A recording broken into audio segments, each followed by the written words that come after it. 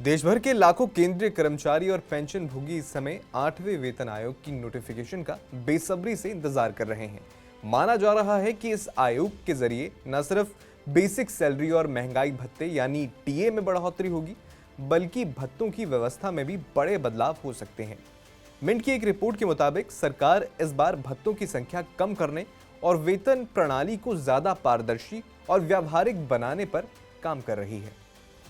7वें वेतन आयोग में भी भत्तों पर कैंची चली थी।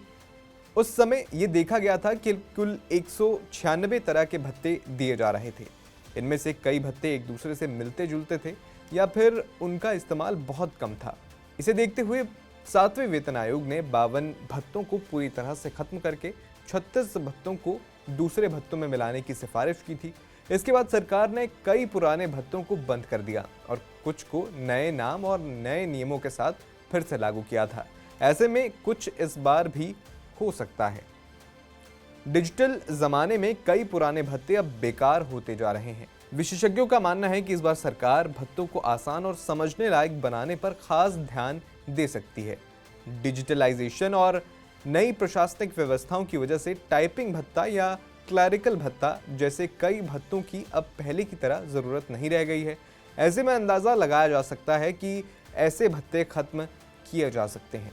इसके अलावा जिन भत्तों का मकसद एक जैसा है, उन्हें मिलाकर एक ही भत्ता किया जा सकता है।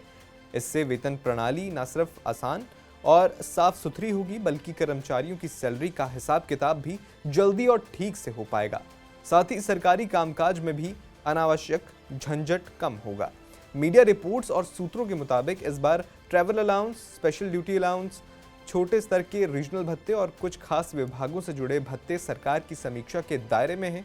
हालांकि अभी तक इस बारे में सरकार की तरफ से कोई पक्की घोषणा नहीं हुई है, लेकिन संकेत मिल रहे हैं कि वेतन प्रणाली को ज्यादा तार्किक और संतुलित बनाने की दिशा में बदलाव किए जा सकते हैं। कर्मचारियों को ये डर नहीं होना चाहिए कि भत्ते खत्म होने से उनकी कुल सैलरी कम हो जाएगी। आमतौर पर सरकार ऐसा कोई फैसला लेते वक्त संतुलन बनाए रखती है।